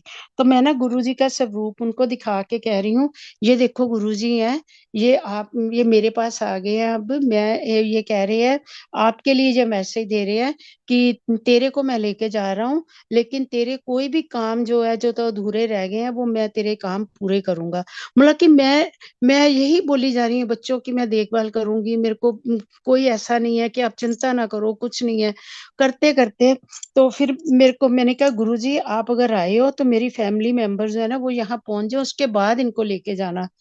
कभी ऐसे भी होता है कि बंदे की सांस उतनी देर तक पूरा गले तक, मेरे हस्बैंड का जो है वो बिल्कुल बॉडी नहीं मूव कर रहा था, सिर्फ गर्दन ऐसे हिल रही थी, आंखें हिल रही थी। लेकिन मैं बार बार कह रही हूँ जब तक वो नहीं, उधर से मैं कॉल करी जा रही हूँ अपने फैमिली मेंबर्स को कि आप जल्दी आ जाओ, ये मुझे नहीं पता कितने मिनट हैं कितने नहीं है। तो आप मानोगे 9:25 पे मेरे घर के लोग वहां पहुंचते हैं। जैसे ही आते हैं उनकी तरफ देखते हैं, एक आंख भर के आंसू निकलते हैं दोनों साइड से, और पीसफुली आंखें बंद कर लेते हैं। तो गुरुजी ने उनको उतनी देर तक सांस दी रखी, जैसे हम जो भी मांगते हैं, जैसे गुरुजी से कहते हैं तो गुरुजी सुनते हैं, बहुत क्लोजली सुनते हैं। अगर आप कहते हो ना कि हम लोग किसी भी तरह के वैर द्वेष से उठ के गुरुजी को याद करते हैं ना, प्रेयर ही करते हैं, सिंगल प्रेयर, एक मतलब मन से जब, तो ऐसी हालात में तो दिल से ही प्रेयर निकलती है ना। तो मेरी गुरुजी ने उस समय सुनी, और हम घर आ गए। उसके बाद जैसे भी हुआ सब कुछ, after 1 week we cremated him over there. तो अब ये कितनी कौन सी बात है, ये 19th को, 12 जुलाई को मेरे हस्बैंड ही पास्ट हुए, और 19 जुलाई को उनका क्रिमेशन करते हैं हम लोग। तो मुझे नहीं पता मेरे घर में कहाँ से लंगर आ रहा है, कहाँ से क्या हो रहा है, क्या मतलब इतनी संगत ने हेल्प करी, मतलब कि सोच ही नहीं सकते कि हम लोग आउट ऑफ कंट्री रह रहे हैं या कह रहे हैं, ऐसे लगता है कि हमारा ही घर है, हमारे ही परिवार है, कि अपने रिलेटिव से भी ज्यादा जो है ना वो संगत परिवार उस समय मेरे काम आई। मतलब कि वो मुझे नहीं पता कैसे संभाला सबने। और थर्सडे को हम लोग इनका क्रीमेशन करते हैं, तो मेरे हस्बैंड हमेशा कहते थे पता नहीं क्या बात है, मेरा हर काम ना थर्सडे को क्यों होता है। तो मैं इनको कहती होती थी अब गुरु जी को मानते हैं ना, ये गुरुवार है, इसलिए आपके हर काम थर्सडे को ही होते हैं। तो फिर वो कहते हैं कि अ, अच्छा तूने कहा है तो मैं मान लेता हूँ। तो डेथ भी थर्सडे को ही, क्रिमेशन भी थर्सडे को हुआ, और उसके बाद मेरा बेटा भी थर्सडे को ही पैदा हुआ था। तो उसके बाद फ्राइडे को मेरे घर में जो संगत के मेंबर आते हैं, तो that is the 20th of July। तो आके कहते हैं आंटी, आपने ना 21 जुलाई को ना हम अंकल के मेमोरी में सत्संग कर रहे हैं। मैंने किसी से बात नहीं करी थी कि हमारे घर में 4 जून को ये बात हुई है, और मेरी बेटी ने चेक भी करा, 21 डेट अवेलेबल है। तो मेरे हस्बैंड कह रहे थे मैं बेटी का जो वो एंगेजमेंट करके वो उस दिन गुरुजी का सत्संग करूंगा। तो किस रीजन से उन्होंने सोचा था, मतलब ये चीजें गुरुजी पहले दिमाग में डाल लेते हैं कि गुरुजी ने आना था 21 जुलाई को हमें ब्लेसिंग देने या हमारे को काम डाउन करने या कुछ भी है। तो आई मैं उनका फेस देखती रह गई कि आपको कैसे पता चला कि अंकल चाहते थे मैं 21 जुलाई को गुरुजी का सत्संग करूंगा। तो ये सब हम नहीं करते हैं। ये जब मालिक हमें पकड़ लेता है ना, हमारा हाथ पकड़ लेता है, तो वो हमें दुख में भी सुख में भी जो हर काम में ना हमारी इतनी हेल्प होती है, इतनी हेल्प होती है कि हमें पता ही नहीं चलता कि ये काम कहाँ से शुरू होना था, कहाँ खत्म होना था, और वो हो कैसे जाता है झटपट ना। तो इस तरह से फिर 21 जुलाई को उसके बाद हम लोग मेरी बेटी की शादी तो फिर हमने 1 साल नहीं करनी थी। तो लेकिन वो अंकल के क्रीमेंस लेके मेरे को अंकल कहते थे कि जब भी मेरी डेथ हो या कुछ हो तो मेरे को ना यहाँ पे मत क्रीमेन, मेरे हरिद्वार लेके जाना आप लोग। तो हम लोग दिसंबर में फिर आए वहां पे, हरिद्वार गए डायरेक्ट, वहीं पे जाके इनका सारा क्रियाक्रम जो भी करना था करने के बाद तो मेरे मन में था कि मैं गुरुजी के मंदिर भी जाऊंगी। सबसे पहले तो मैं अपने घर जलंधर पहुंची जब हरिद्वार के बाद, तो मैंने अपने भाई को बोला मैं गुरुजी के मंदिर जलंधर जाऊंगी। तो क्योंकि चाहे मंदिर बंद है चाहे कुछ है, मैं बाहर से होके आऊंगी। पर एनी उस समय जैसे ही हम पहुंचते हैं 7 बजे के करीब, मंदिर उसी समय ही खुलता है और मैं अंदर जाती हूँ। जैसे कहते हैं ना कि मैं तो गुरुजी को अपना फादर ही मानती थी।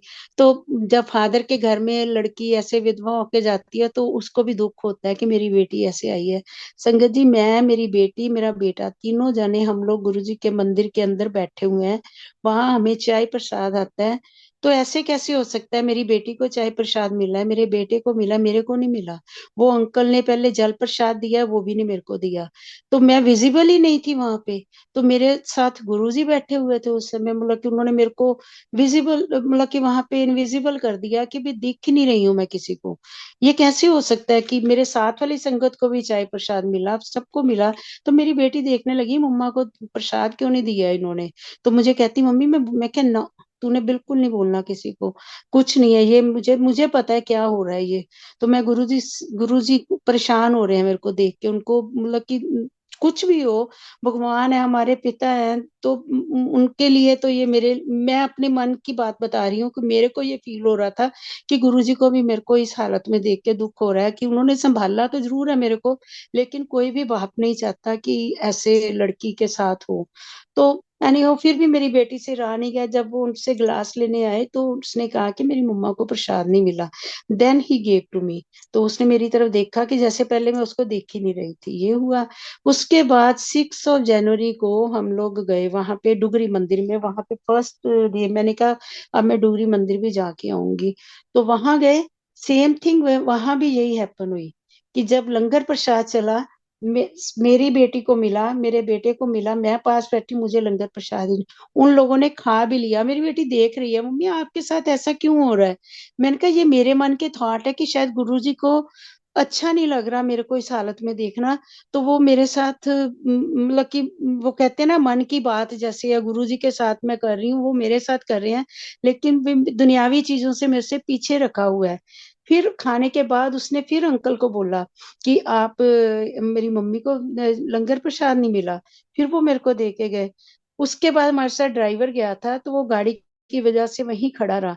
तो मैंने जब हम आने लगे मैंने कहा तुमने लंगर प्रसाद किया। कहता नहीं नहीं नहीं, मैं ना गाड़ी यहाँ मेरी वो पार वो खड़ी थी, क्योंकि वो गाड़ी हमारी अंदर ले गए थे, तो वो खेत है उसके गुरुजी के जो मंदिर के बाहर, तो उस साइड में। कहता कि मैं इसलिए आ गया कि कोई ऐसे टो ना कर दे या कोई मार ना दे गाड़ी को। तो वो बैठा रहा वहां। कहता पर मेरे को ना ट्रॉली में ना किसी ने चाय प्रसाद ला के दिया है। मैंने कहा चलो ठीक है, गुरुजी ने आपको ध्यान रखा है। तो वो कहते हैं, मैंने कहा लंगर आप कर लो हम वेट करेंगे। करेंगे? कहता नहीं, मैं ना रास्ते में खा लूंगा, आप चलो, अब ना देर बहुत हो गई है, क्योंकि सुबह से हम आए हुए थे तो 2 बज गए थे हमें। जैसे ही हम वहां जूते लेने जाते हैं अपने, तो एक अंकल मेरे को जानते थे, वो कहते हैं आंटी आप यहाँ कहाँ? मैंने कहा हाँ हाँ, ऐसे ही हम आए थे। तो वो जलंधर से ही थे, वो सेवादार थे वहां पे। कहते हैं लंगर प्रसाद कर लिया? तो मेरे मुंह से निकला हाँ मैंने तो कर लिया, पर हमारे ड्राइवर को नहीं मिला। तो वो कहता मैं राज, कहता नहीं नहीं नहीं, यहाँ गुरुजी के मंदिर में आई हो, ऐसे कैसे भूखे जा सकता है? आप उनको बोलो स्ट्रीट में गाड़ी खड़ी करे, मैं उन्होंने उस लड़के को भेजा है कि थाली बना के लंगर की इसके लिए लेके आ। तो थोड़ी देर तक वो लड़का नहीं आया, तो वो अंकल ने किसी और को भी भेज दिया कि तू जाके ना लेके आ। तो हमने कहा रहने दो, नहीं देर हो रही है ऐसे। फिर नहीं नहीं नहीं, इसको नहीं जाने नहीं देना हमने, ऐसे कैसे? अब कौन कह रहा है मुझे नहीं पता। तो उसके बाद उन ड्राइवर अंकल को 2 थालियां लंगर की बन के आई हैं। मतलब कि ये कौन कर सकता है गुरु जी? कहाँ वो कह रहा है मैं खाना नहीं है, मैं जाऊंगा नहीं, और मैं लंगर लाइन में बैठी हुई हूँ, मेरे को नहीं मिल रहा, और उसके लिए ब्लेसिंग्स वहां से आ रही हैं जो कि मानता भी नहीं है गुरु जी को। तो इस तरह से हम लोग जब आए, फिर बड़े मंदिर भी मैं जाके आई। तो आने के बाद फिर बेटी की शादी रखी आके। तो फिर 1 साल के बाद अगस्त में करी। मैं कहती हूँ मैं उस काबिल नहीं थी कि यहाँ पे गुरुजी ने जो मेरे से उसकी शादी कैसे करवाई, गुरुजी खुद थे शादी में। और वो मेरे लॉकेट जो मैंने अंकल को बात की थी ना कि ये गुरुजी का लॉकेट है, तो गुरुजी कह रहे हैं मैं टेक केयर करूंगा, सब कुछ अच्छा से करूंगा। अंकल मानते नहीं। अब 7 फंक्शंस हुए, और यूएसए में आप मतलब कि एक भी करना हो तो ये अकेले बंदे के लिए बहुत मुश्किल है। और कितनी संगत थी, कितना था, मतलब कि गुरुजी की संगत ही नाच रही थी शादी में, ऐसे लग रहा था कि पता नहीं। हर कोई बंदा आज भी याद करता है, कहता है आंटी आपकी बेटी की शादी में जो एंजॉय किया हमने यहाँ, पता नहीं बड़े बड़े लोगों की भी शादियां होती थी, किसी में एंजॉय नहीं इतना हुआ जितना अभी भी वो याद करती है सब ना। तो वो सब करने के बाद बेटी की डोली भेज दी मैंने। तो अगले दिन मैं उठती हूँ सो के, मैं हमेशा ना ऐसे गले को चेन को पकड़ के लॉकेट को ना ऐसे टच करती होती थी सुबह। तो जब बेटी की शादी होगी, उसकी डोली चली गई, नेक्स्ट उसकी रिसेप्शन थी, तो मैं उस दिन सुबह उठती हूँ। तो मैं ऐसे हाथ ले होती, लॉकेट ही नहीं मेरे उसमें चेन में। तो मैं कहती हूँ हाई लॉकेट कहाँ चला गया? जैसे ही मैं देखती हूँ मेरे पिल्लो के पास वो अपने आप ही निकला हुआ अंदर से, बाहर पड़ा हुआ। तो मैंने कहा ये ऐसे कैसे निकल गया, ये तो लगता ही नहीं है कि ये टूट के गिरा है या कुछ हुआ है। तो मुझे समझ नहीं आई ये क्या निकलो क्यों निकला है। फिर मुझे याद आई वो जब मैं अंकल को बोल रही थी कि ये गुरुजी हैं, और गुरुजी कह रहे हैं कि मैं टेक केयर करूंगा, आंटी को पूरा सपोर्ट करूंगा सब कुछ।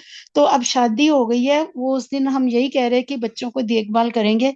तो गुरुजी ने देखो पूरे टाइम तक मेरा साथ दिया है। मैं हर रोज वो लॉकेट देखती थी कि ऐसे लगता था अंकल मेरे साथ हैं, गुरुजी मेरे साथ हैं, वो मेरे को हर पल में हर हर जगह पे वो मेरे को संभाले हुए हैं। तो ये कौन कर सकता है? ये आम इंसान, या मैं अपने आप को सोचूं कि मैं बहुत बड़ी वो बन गई कि अब मेरे में इतनी वो हो गई, पावरफुल हो गई हूं मैं कि मैंने सब कुछ कर दिया, मैंने कुछ नहीं किया, मैं एक काबिल भी नहीं थी कि मैं ऐसे कुछ कर पाती। सो संगत जी, ये सारी चीजें जब तक आप गुरु की शरण में अपने आप को पूरी तरह सरेंडर नहीं करते हो ना, तब तक वो नहीं मानी जाती। हाँ, गुरु जी कहते हैं कि मैं आपको देता हूँ, आप मेरे पास मांगने आते हो। बहुत लोग आते हैं, कोई कहता है मेरे को बच्चा दे दो, मैंने बच्चा भी नहीं मांगा था। और कोई कहता है मेरे को धन दे दो, मैंने आज तक नहीं, आज गुरु जी को कहा मेरे को वेल्थ इतनी दे दो कि ये करो। हाँ, कहते गुरु जी कहते हैं मेरे को मेरे से कोई नहीं मांगता आके। तो जब हम लोग ये सोचते हैं ना कि जो काम हो रहा है हम नहीं कर रहे, जब हमारे में मैं आ जाती है, वो काम काम नहीं रहता, वो होता भी नहीं है, उसमें ईगो आ जाती है, नहीं होता। लेकिन जब हम कहते हैं ये मेरा काम मेरा गुरु कर रहा है, उसने मेरा हाथ पकड़ा हुआ है, कि हम कहते हैं गुरु जी हमने आपका हाथ नहीं पकड़ना, हम पकड़ेंगे, हम में इतनी पावर नहीं है, हम छोड़ देंगे। हाथ आपने हमारा पकड़ना है। अब कब से पकड़ा हुआ है हमें नहीं पता, इस जन्म में, पिछले जन्म में, कब तक हम आप हमारे साथ हो हमें नहीं पता है। लेकिन गुरु जी के ऊपर विश्वास, टोटल सरेंडर। और बिल्कुल कहते, गुरु जी कहते जब मेरे दरबार में आते हो अपनी अकल और रफल जो जूतों के साथ बाहर लेके आओ। कोई इफ एंड बट्स नहीं है, कोई क्वेश्चन नहीं है ये क्यों हो रहा है। जैसे मैं कई बार कई सत्संग सुनती हूँ ना, तो गुरुजी के पास पुरानी संगत बैठी, वो कहती होती थी कि गुरुजी कहते थे दिन होता था, कहते थे अच्छा रात हो गई, तो वो कहते हमारी हिम्मत नहीं होती थी कि हम कहते कि रात अंधेरा हो गया, हम कहते हाँ जी गुरुजी आपने ठीक बोला है।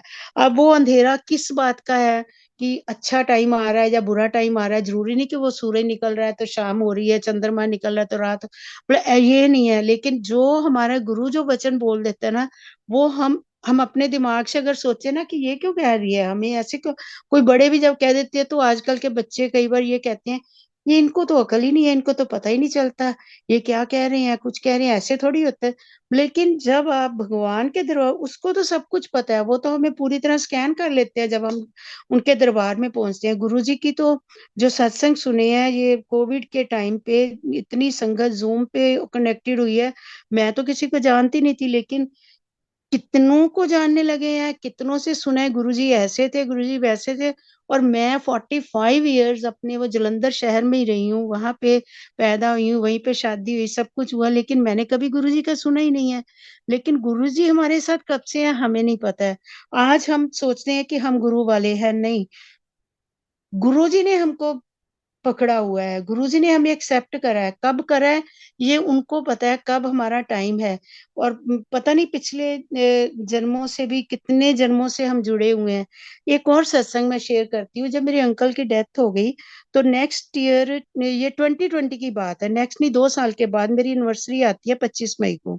तो मैं ना उस दिन ना, मेरी एक सिस्टर इन लॉ उसकी भी एनिवर्सरी होती है, तो हम लोग हमेशा रात को सोने से पहले 12 बजे ना एक दूसरे को विश करके सोते थे। तो अब वो मैं उसको फोन कर रही हूँ 12 बजे जब हुआ है रात को कि मैं उसको विश कर दूं, वो मेरा फोन नहीं उठा रही। उसको ये लग रहा होगा कि भी भाभी ऐसे है कि उसको दुख लग रहा होगा, आज उसकी है एनिवर्सरी भी है तो वो नहीं है, मेरा भाई नहीं है, तो वो भी दुखी थी अंदर से, तो उसने मेरा फोन नहीं उठाया। मैंने मैसेज भी कर दिया, मैंने कहा अच्छा फोन नहीं उठा रहे, मैं मैसेज कर दिया हैप्पी एनिवर्सरी करके। तो मैं कहती हूँ गुरुजी वो ऐसा क्यों सोच रही है, मेरे को पता है आपने मेरे अंकल को अपने पास रखा हुआ है, पर मेरे को सब लोग आके कहते हैं कि ये आज अंकल ना, वो आपको नहीं पता, मैं हमने ड्रीम में देखा है, अंकल तो गुरुजी के पास है, अंकल तो उनके चरणों में बैठे हुए दिखते हैं, ये सब। तो मैं कहती हूँ मेरे को तो पता नहीं अंकल लोगों के ड्रीम में कैसे आते हैं, मेरे ड्रीम में तो कभी नहीं आए आज तक। ऐसे मेरे को तो बहुत कम ड्रीम आते हैं, पर कभी भी ऐसे मैं भी याद करती हूँ।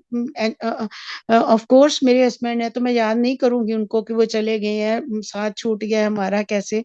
तो उस रात मैं सोती हूँ संगत जी, आपको नहीं, मतलब कि वो कोविड का ही टाइम था, एनिवर्सरी वाले दिन मुझे गुरुजी एक ड्रीम में एक मंदिर दिखाते हैं।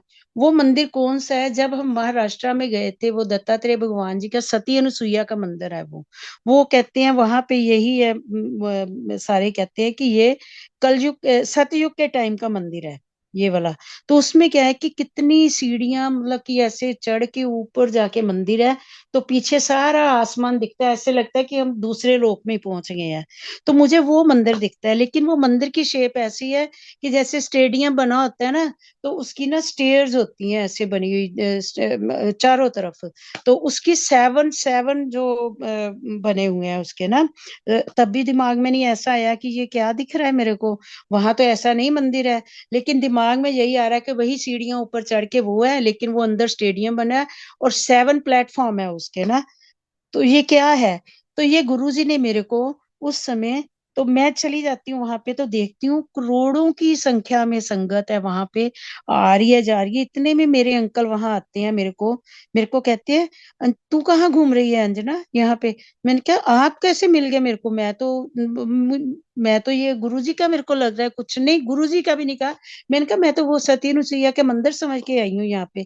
कहते नहीं नहीं ये तो गुरुजी का मंदिर है, ये गुरुजी यहीं रहते हैं, तू इधर आ मैं तेरे को गुरुजी के दर्शन करवाता हूँ। वहां पे इतनी लंबी लाइन लगी है, मतलब कि दुनिया आ रही है, कीड़ियों के जैसे लोग चल रहे हैं वहां पे ना। तो मेरे को कहते हैं कि ये ना, ये गुरुजी के आने पे जो बैंड बजता है ना, ये बैंड वाले ने यहाँ खड़े होते हैं। मैंने कहा अच्छा यहाँ भी बैंड बजता है, हम भी सत्संग करते हैं तो ऐसे गुरुजी का बैंड चलाते हैं। कहते हैं हाँ मैं तो ना, तू बैंड वालों के बीच में ऐसे साइड में खड़ी हो जा, मैं तो रोज छुप छुप के गुरुजी को यहीं से देखता हूँ, गुरुजी मेरे को अपने पास ही लेके आए हैं। तो मैंने कहा अच्छा, पर मैं नहीं जाऊंगी बैंड, लोगों ने कहना ये कहाँ खड़े हो गए हैं जाके, तो हम लाइन में लगते हैं। तो मैं अंकल को कहती नहीं, गुरुजी का डिसिप्लिन यही कि लाइन में जहां भी आपको जगह मिलती वहां से जाओ, आपको दर्शन होंगे तो मैं दे दूंगा। अब मानोगे मैं, हम लाइन में लग जाते हैं, अंकल मेरी बात मान लेते हैं, मैं उनके साथ लाइन में जाते रहते, दो तीन संगत मेंबर यहाँ के हमारे वहां दिखते हैं, तो मैं कहती ये देखो इनकी बेटी की शादी हुई थी, तो आपने इनको बधाई तो दे दो। तो कहते ले, जिस दिन ये कार्ड देने आए थे, गुरुजी साथ आते हैं, आपको पता है लड़कियों की शादी होती है तो गुरुजी साथ आते हैं कार्ड देने के लिए, तो मैं इनके साथ आया था, कि जिसके घर जाते हैं तो उनकी सोल्स को भी साथ में लेके जाते हैं। मैंने कहा अच्छा, ये क्या बोल रही हो आप? बोला कि ये सारा मेरा ड्रीम चल रहा है। तो फिर मैं चुप कर जाती हूँ, मैंने कहा अच्छा पता नहीं आए थे कि नहीं। फिर उन्होंने मेरे को एक बात बताते हैं कि ये चीज हुई थी तेरे साथ उस दिन। मैं क्या, हाँ। कहते तो फिर मैं मान गई, हाँ नहीं आप आए होंगे। उसके बाद इतने में एक आंटी आती है, कहती है आंटी आंटी आपको ना गुरुजी के ना लंगर के लिए दाल बनानी है। मैंने कहा मेरे पास ना बर्तन है ना दाल है, मैं तो पता नहीं कहाँ पहुंच गई हूँ, मेरे को क्यों कह रहे हो, मैं इतने करोड़ों लोगों का लंगर मैं कैसे बनाऊंगी? कहते नहीं दाल भी मिल जाएगी, साहब आपने बस हाथ लगाना है वहां जाके। तो मेरे अंकल कहते ले, मैं इतने सालों से यहाँ रह रहा हूँ, मेरे को तो कभी नहीं, तो इतने बड़े तो ध्यान नहीं है दाल बनी है नहीं बनी है, वो पीली दाल बोलते हैं बनाने के लिए। तो ये 25 मई की बात है। तो मैं वहां से ना, मैं फटाफट मैं ले, मैंने गुरुजी के दर्शन करने, लंगर तो मैं अपने कि कुछ नहीं है, मैं तो फटाफट मैं ना छोड़ छाड़ के आ जाती हूँ वहां से ना, फिर लाइन में लगती हूँ। तो इतने में कोई आके मेरे को कहता है कि आज ना आप दोनों ने भोग लगाना है गुरुजी को। उसके बाद मेरा ड्रीम एकदम मेरा ना एकदम से मैं सोचती हूँ ये क्या ड्रीम आ गया है। तो मैं उठती हूँ, मेरा पूरा बॉडी स्वेट हुआ होता है। गुरुजी को मेरे को मैंने देखा नहीं है उसमें, लेकिन मेरे हस्बैंड मेरे को, गुरुजी ने उनको दिखाया मेरे साथ बातें करते हुए, फिर उनको ये मेरे को ये दिखाया कि नहीं वो कहीं नहीं गए हैं, वो गुरुजी के पास ही हैं, गुरुजी उनको लेने आए थे, वो उनके पास ही रह रहे हैं। तो मेरे को भी जैसे कहते हैं ना, झटका इतना जबरदस्त दिया। जैसे मैं उठती हूँ, उठ के तो मैं देखती हूँ सुबह के 4 बजे होते हैं, तो यहाँ पे ना वो दिल्ली में जो कोविड के दिनों में फ्री होते थे, तो सुबह 4 बजे एक चैताली दत्त आंटी सिंगर है, वो सत्संग करते होते थे। वो रोज मेरे को, आई डोंट नो उन्होंने भी मेरे को कैसे ऐड किया, मैं नहीं उनको जानती थी। तो मैं फटाफट ना उनका सत्संग लगा दिया। मैंने कहा कहते हैं ना गुरुजी ड्रीम में आते हैं ना, उनकी कोई भी बात, तो आप गुरुजी का सत्संग, तो मुझे याद आता है कि वो तो 4-5 बजे उनका सत्संग शुरू होता है उस समय। जैसे ही मैंने लगाया और आंटी ने वो शब्द बोल रही है, बहुत जन्म बिछड़े थे माधो ये जन्म तुम्हारे लिखे। तो मैं सोचती हूँ ये जन्म, ये तो मेरा फेवरेट शब्द है, ये देखो कैसे लग गया है।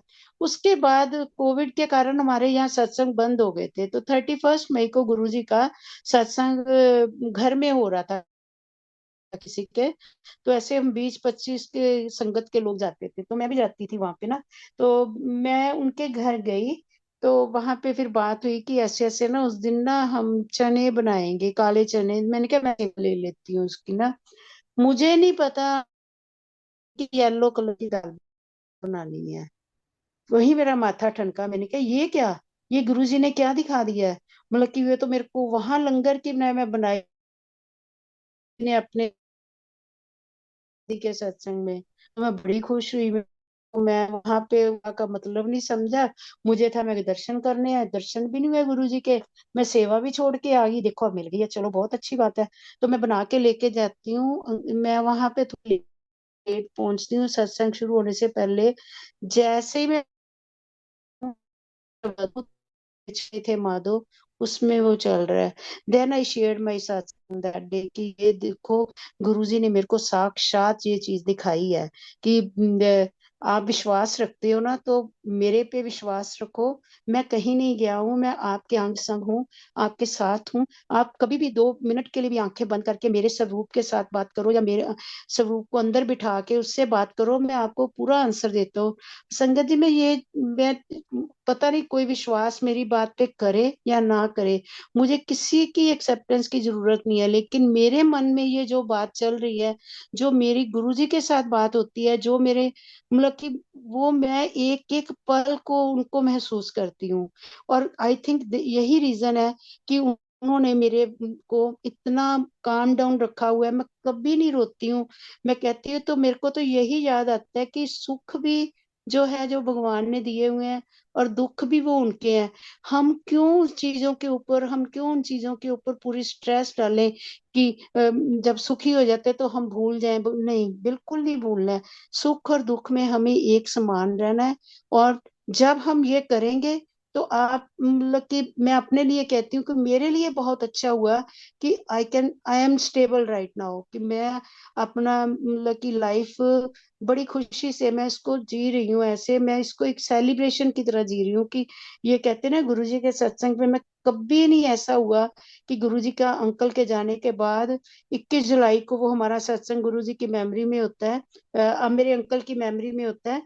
तो उसके बाद नेक्स्ट वीक वो उसकी गुरु पूर्णिमा आती है, और मैं अपने घर में रिश्तेदारों को छोड़ के, अंकल की डेथ हुई है अभी महीना भी नहीं हुआ, मैं उनको कहती हूँ आप बैठे हो घर में जो मर्जी करो, मैंने अपने गुरुजी के सत्संग पे जाना है।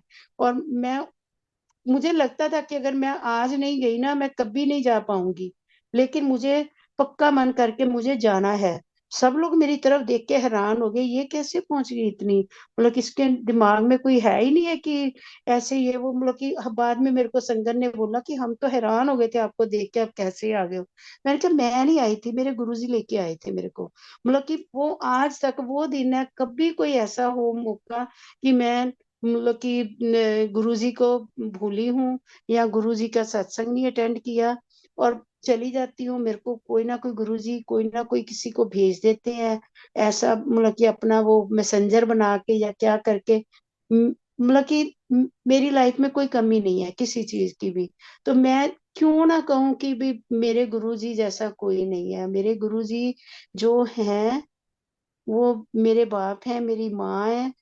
मतलब कि मैं एक हमारे परिवार का, जैसे कहते हैं ना, वो हिस्सा है। अभी रिसेंटली क्या हुआ, मेरे अंकल की डेथ जब हुई थी उस दिन अमावस्या थी, और जब ये अभी पितृ श्राद्ध हुए हैं, तो मेरे को उस दिन भी अमावस्या के दिन गुरुजी ने क्या दिखाते हैं मेरे को, श्राद्ध वाली की जो अभी पितृ श्राद्ध होके हटे हैं। तो वैसे तो गुरुजी के जाने के बाद मंदिर में नहीं जाती हूँ ज्यादा, कहीं और भी सिर्फ गुरुजी के दरबार में ही बस, या गुरु जी के मंदिर में कहीं भी जाना है तो वहीं करना है। सब कुछ भूल गई हूँ मैं। तो उस दिन सुबह मेरे को गुरु जी दिखाते हैं कि ये तेरा घर है। तो वो घर नहीं है, वो बहुत कितने ही एकड़ की जगह है। और उसके आते ही ड्रीम में दिखाते हैं मेरे को, तो वो सारे ऐसे लोग बैठे हैं, संगत के मेंबर ही हैं। उनमें से कोई एक दो संगत यहाँ की है जिनको मैं पहचानती हूँ। और सब लोग मेरे को कह रहे आंटी आपका तो घर बहुत सुंदर है, आपका घर बहुत सुंदर है। मैंने कहा मैंने बनाया कब ये घर, मैंने कब बनाया, इतनी एकड़ जगह है ये, यूएसए में तो मैं सोच भी नहीं सकती ये घर है क्या। मतलब कि वो घर लगते ही नहीं। मैं जहां भी जाती हूँ धीरे धीरे चलती जाती हूँ, मुझे किचन तक पहुंचना है, कहीं जाना है, कहाँ पे बैठना है, क्या करना है, किसको कहाँ बिठाना है, मुझे समझ नहीं आ रही। और रास्ते में कोई ना कोई मेरे को चेयर दे देता, आप थक गए हो यहाँ बैठ जाओ, आप चेयर ले लो यहाँ बैठ जाओ, आपका तो सब जय गुरु जी बोल रहे हैं। तो मैं सोचती हूँ ये मेरे को क्या दिखाया है गुरुजी ने। अच्छा उस दिन फिर मैं उठती हूँ तो मैंने कहा पता नहीं क्या दिखा, मेरे भी ना दिमाग में कुछ ना कुछ चलता रहता है, गुरुजी का ही सोचती रहती हूँ। तो गुरुजी सब लोग संगत दिखा दी मेरे को, पता नहीं किसका घर था क्या नहीं। तो मैं उस दिन फिर मैं अपने बेटे को लेके वो उसका श्राद्ध के लिए मैं मंदिर में लेके गई, सिर्फ इन्हीं दिनों जाती हूँ।